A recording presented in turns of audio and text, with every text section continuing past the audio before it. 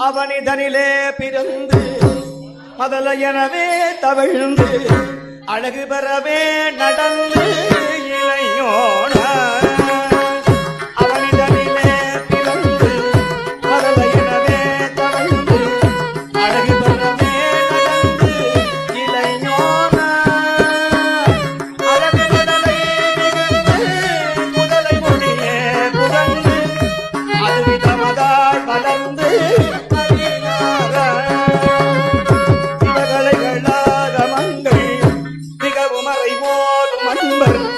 திருவடிகளே நினைந்து துதியாமல்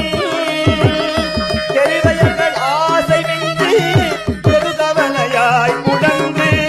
திரியுமடியேனை உங்கள் அடி சேர மௌன உபதேசம்